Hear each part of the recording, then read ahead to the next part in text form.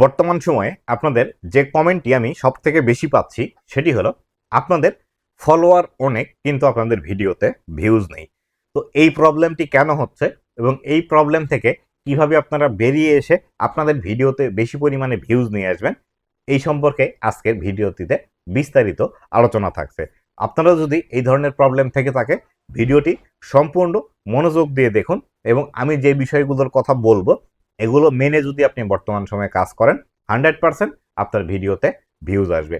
তো বন্ধুরা, আপনি যদি আমার চ্যানেলে প্রথমবার এসে থাকেন অবশ্যই চ্যানেলটি সাবস্ক্রাইব করে দিয়ে পাশে আসা বেল নোটিফিকেশনটি অন করে দিবেন, যাতে করে ভবিষ্যতে ফেসবুক রিলেটেড এমন আরও ইনফরমেটিভ কন্টেন্টগুলো আপনারা পেতেই থাকেন।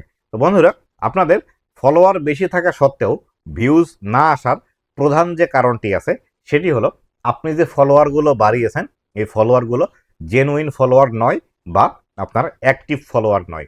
তো আপনারা বিশেষত যেভাবে আপনাদের ফলোয়ারগুলো বাড়িয়ে থাকেন সেটি হলো আপনারা follow to follow, follow back to back, আমার পরিবারে আসুন, আমি আপনার পরিবার ঘুরে গেলাম, আমি আপনাকে ফলো করে গেলাম, আপনি আমাকে ফলো করুন।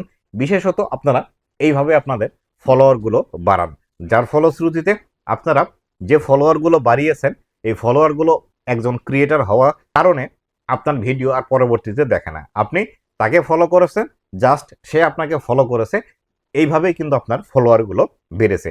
অথবা আরও একটি বিষয় হতে পারে, সেটি হলো আপনি ফেসবুক প্রোফাইলের মধ্যে কাজ করেন, আপনি ফ্রেন্ড রিকোয়েস্ট দিয়ে দিয়ে আপনার প্রোফাইলের 5,000 ফ্রেন্ড হওয়ার পরে তারপরে আপনি প্রফেশনাল ড্যাশবোর্ড অন করেছেন এবং যার ফলশ্রুতিতে এই যে 5,000 ফ্রেন্ড ছিল এটি আপনার ডিফল্টভাবে ফলোয়ারে পরিণত হয়ে গিয়েছে।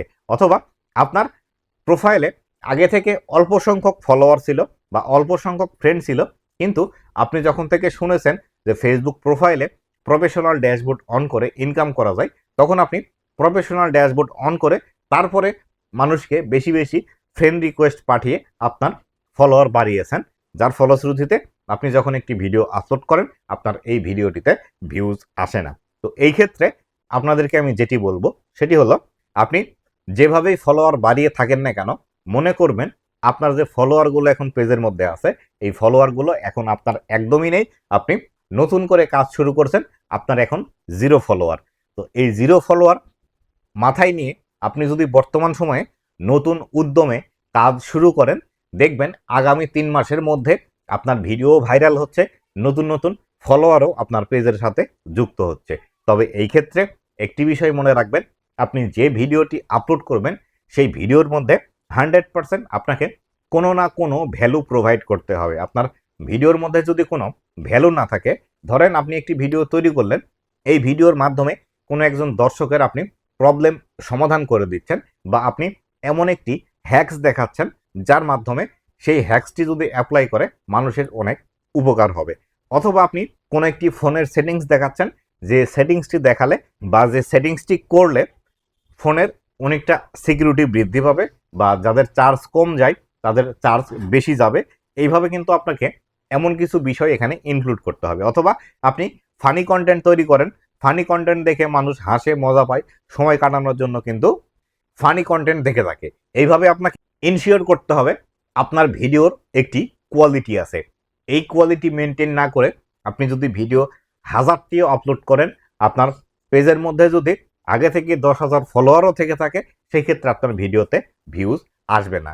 অবশ্যই দর্শকদেরকে প্রায়োরিটি দিয়ে তারা কি দেখতে পছন্দ করে এবং আপনি কোন বিষয়ে স্পেশালিস্ট আছেন সেই বিষয়টি নিয়ে ভিডিও তৈরি করে যদি আপনি আপলোড করেন 100% আপনাদের ভিউজ আসবে।